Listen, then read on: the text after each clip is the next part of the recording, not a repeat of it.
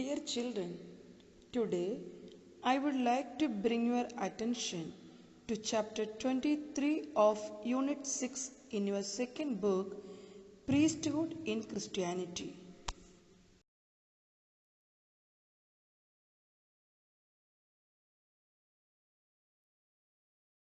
Before we enter the chapter, let us submit our minds and thoughts to the Lord's hand. Almighty God, we submit ourselves into Thy merciful hands. God bless us and help us to understand the topics which we are learning today and enable us to lead a life according to Your wish. Amen. Children, do you know what are the various positions of priesthood in our church? Or what are the three hierarchical positions of priesthood?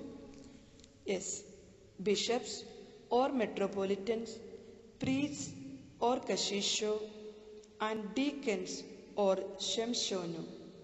Each stage has its own duties and functions. We will learn in this chapter first the basis of Christian priesthood. Second, the features of Christian priesthood in the Old Testament and in the New Testament. Third, Jesus ordained his disciples as priests. Fourth, ordination in the New Testament.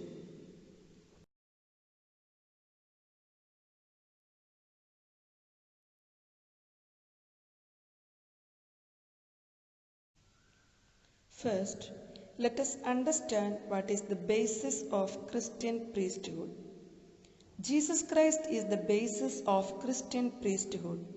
The epistle to the Hebrews describes Jesus Christ as high priest forever according to the order of Melchizedek, Hebrew chapter 6 verse 20. The epistle to the Hebrews also says that Christ came as the high priest of good things to come. Hebrews chapter 9 verse 11.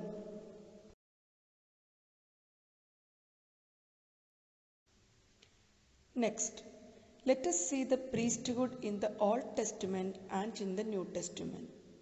In the Old Testament, Exodus chapter 19 verse 6, God told Israel, "And you shall be a kingdom of priests to God, a holy nation." God entrusted with each Jew the responsibility to pray and preach the love and mercy of God to all people. God selected the tribe of Levi from Israel to lead the people in worship and to make sacrifices.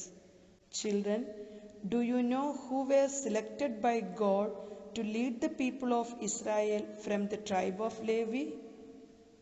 Yes, Aaron and his sons were specially selected to lead the people in worship. In the New Testament, the Christian church is described as the new Israel.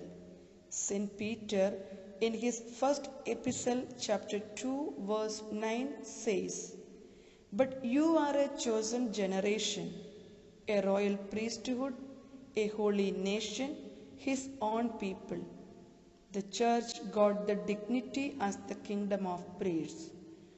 Each Christian, that means we all are called to preach the love and mercy of God to the world and pray for the whole world. Jesus Christ founded Christian priesthood to lead the church, lead in worship of God, and administer the holy mysteries.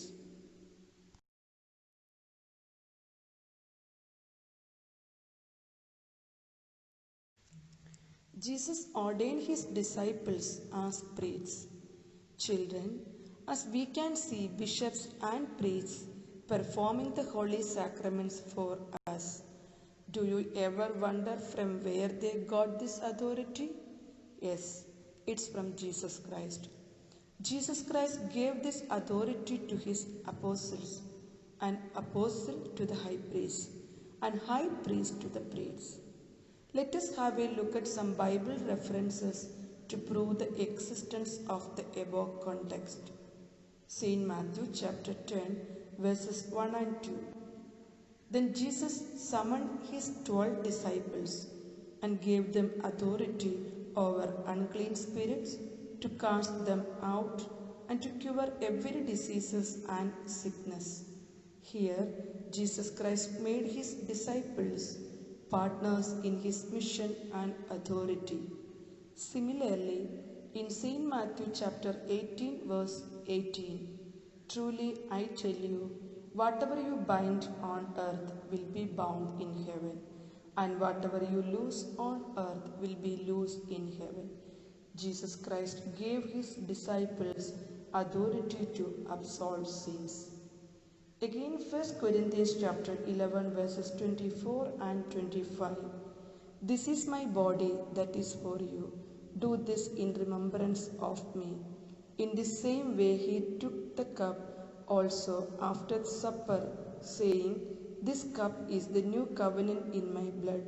Do this as often as you drink it in remembrance of me. Every Holy Eucharist is a celebration of this incident.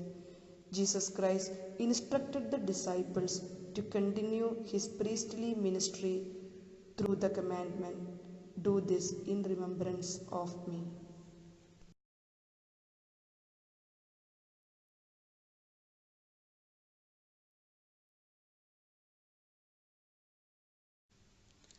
Let us see some ordinations in the New Testament. Before we move to that, we can understand what is ordination. The selection of new candidates and making them partners in the priestly ministry of Jesus Christ is known as ordination. Of course, you may have seen the holy ordination. Since the apostolic times, the candidates of priesthood were ordained by laying on of hands. Hence, ordination is also called laying on of hands. Acts chapter 1 verses 15 to 26 describe the selection of Matthias as apostle in place of Judas Iscariot. Acts chapter 6 verse 6, we can see the selection of 7 deacons. Ministers of the church of Antioch laid hands on Saul and Barnabas during their first missionary journey, Acts chapter 13 verse 3. Again we can see in Acts chapter 14 verse 23, Barnabas and Paul ordained the elders in the churches they founded by laying hands on them.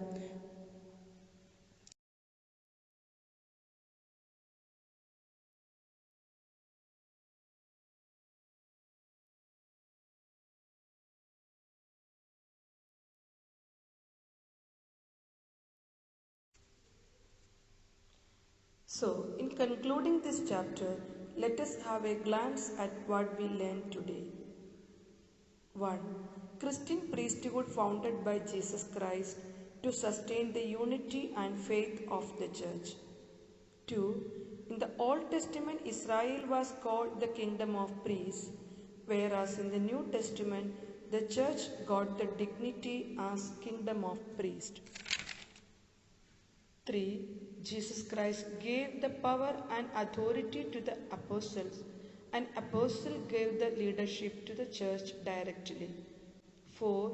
They ordained bishops and kashishas in the churches they found, and deacons were ordained to assist of bishops and kashishas. 5. These 3 hierarchical positions gave leadership in all apostolic churches, in the church administration, and in the ministry of sacraments. Thank you.